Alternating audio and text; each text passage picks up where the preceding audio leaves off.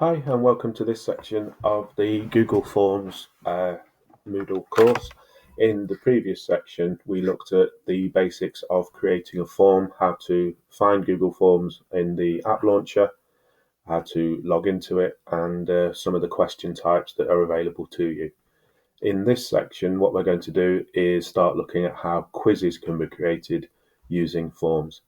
Quizzes are a great way of offering some assessment for your learners. And what we're going to do is look at how you set one up and then also look at how you offer marks and feedback within the quiz. So we're here at the home screen on Google Forms. You can see I'm logged into my college account, which is always the best thing to do when you're creating anything to do with the work for your classes. And the home page now should look familiar to you. So a couple of ways that you can create a quiz. The first one and the most easy is here. Click on blank quiz. We'll do it this way and then we'll start looking.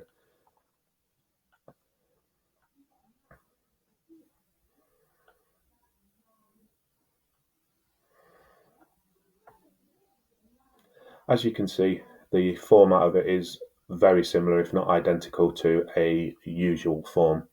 The differences are in what you can do with this as we go through. So if we go through the format and the way that we did it last time, so we need to rename. Original as always, test quiz, that means that now we know that the form is saved and we can give it the title as well. The description, always I think useful to put one in.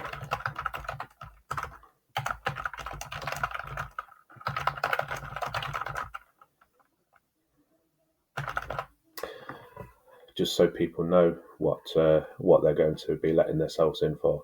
So far, very, very similar to creating a form. Where the differences come in is now with the questions. So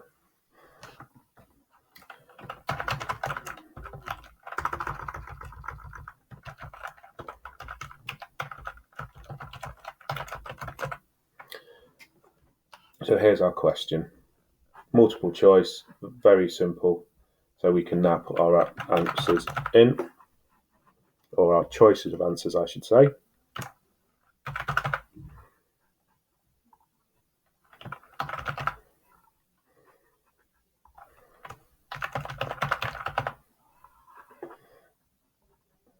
There we go.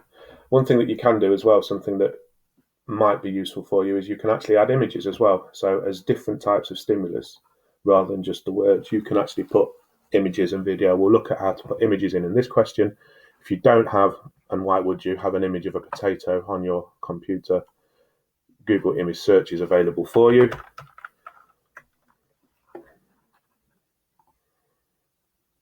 And it will find suitable images. Choose any and then click on Insert. And once that's, you can see that's loaded in. So here you've got both the word and a visual representation of what the question is about. So what you need to do now is use this link here, answer key.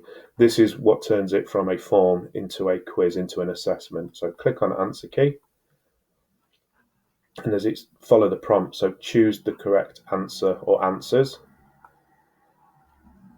So I'm going to suggest that potato is a vegetable as a correct answer. You can also award points as well. I think sometimes learners respond well, if they're getting it right, to points as well as just being right or wrong. So you can leave it at that if you wish by clicking done, or you can go to here and add some feedback. There's two choices for you. You can either add feedback for incorrect answers or for the correct answer. In this case, we'll go for the correct answer and just offer a generic motivation. So, well done, this is the correct answer. Can I spell? Is a vegetable. And then save. Okay, so that's our first question done. So we've got the question at the top, we've got an image to help, and we've got a choice of 4 answers. We've then identified what the correct answer is, offered a points reward for correct answers, and then also some feedback. If we click done, that's our first question. We can add more questions if we go here. So another question, and then what we'll do with this one is start looking at the types of feedback that you can offer. This is where Forms starts really coming into its own in terms of being able to really help learners at a distance or remotely. It's not just a yes, no, right, wrong type of feedback that you can offer. So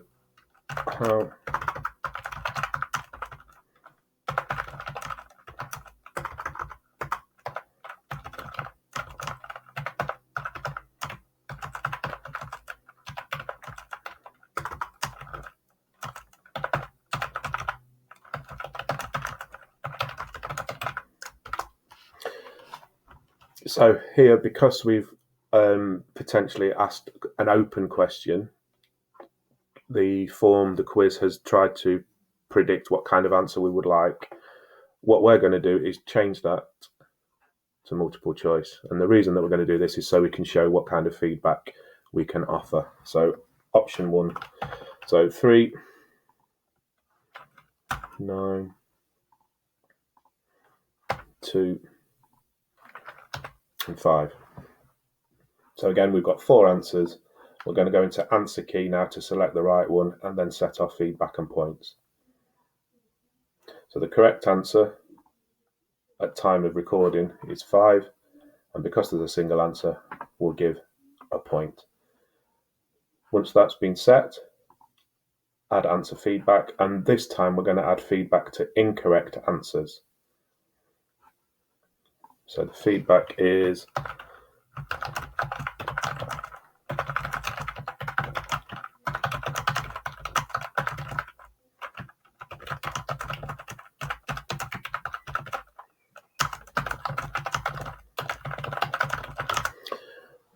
this isn't the right answer. Take a look at the link to the NHS guide to find the correct one. So how do we do that? Again, we've got some quite familiar, hopefully, looking icons. This one is for a link. So if we click here, we've got 2 boxes to fill, a link and then text to display. So we need to find the link first of all. So if we just open up a new tab, and there we go. I've done this previously, so it all took me straight there. But of course, we can search in Google to find something that's suitable. All we need to do once we found what we want as a link is copy and paste the URL, put it into there, and then change the text. So it took me quite a while to work out why this wasn't working for me. And then I kind of realized that if you can see right at this little edge here, and I'm not quite sure why this is happening, maybe it's to do with the device that I'm using, you can see the start of a little button there, and that is add. Hopefully on your machine, it won't be as hidden. So if we click on there, you can see there that now the link with the title has gone into the feedback. If you don't click add and then just click save, all you'll get is the typed feedback at there and no link to click on. So we click save, and there we go. So that's question 2. Done. To return to add more questions. And here we go. So what we're going to do this time is try a different type of media, different type of stimulus to the question. We used an image in question 1. We're going to input, we're going to use a video for question 3. So rather than going immediately to add question, what we do is go to the add video button and press there. You can either search directly for YouTube using keywords, or if you know the video that you want, you can copy and paste the URL on here. So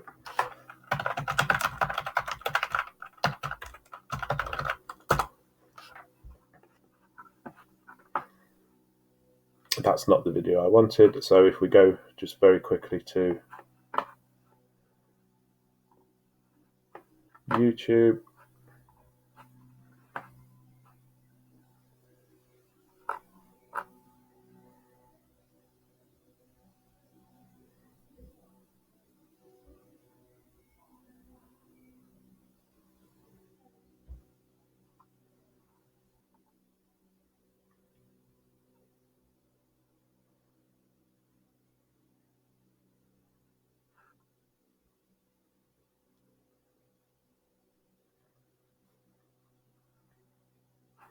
we can copy the URL from there directly.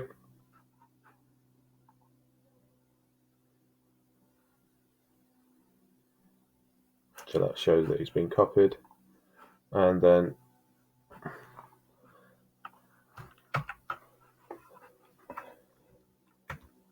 put it in there.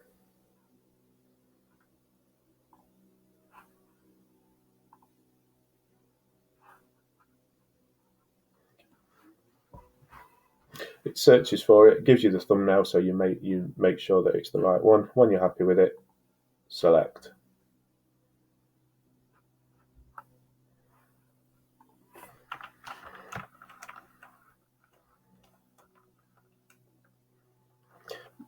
Give it a title, so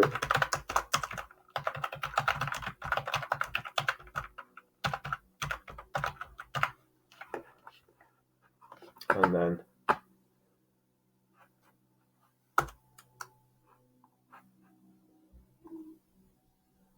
you can add the question.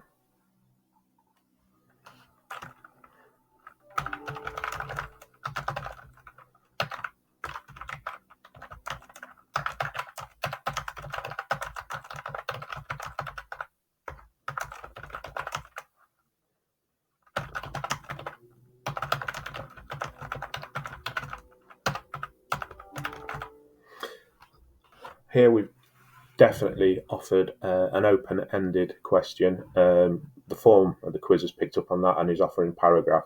We're going to keep it at that. This is going to be slightly different because we can't really, because we're asking people to give their own opinions and give a longer text answer. The answer key is a bit redundant in this. This is where you would have to look at the answer and decide yourself whether or not it was a sufficient answer, or whether the answer was correct, so rightly or wrongly. So we can just leave that in there like that, and then we're done. You can see it's showing that all changes are saved in the drive, and if we want to have a quick look, we go to our preview, and this is what our learners or whoever you want to take this quiz will see. For the first question, if we select the answers, I'm going to select an incorrect answer here, so when we look at the feedback we can see how it works, and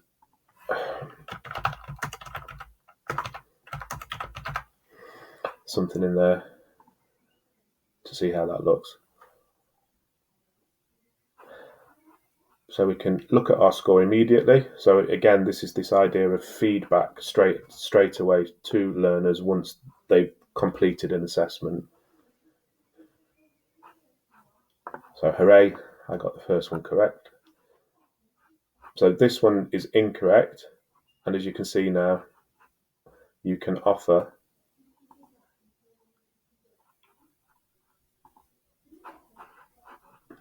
guides and more kind of feedback, more practical feedback and support for your learners if they don't get the answer correct. You can take them to additional learning that will hopefully help them select the correct answer or understand what the correct answer is in future. And here, the bottom answer, the paragraph answer, you just get the text. So that's something that you would offer feedback in a different format. And we can shut all that down.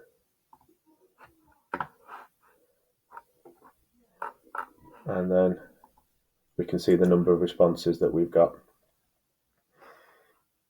We'll move on to how we use this and what it's all for in another section of the course. So this section of the course is all about how we create quizzes, the marking, and also how we can offer useful feedback to learners for correct or incorrect answers.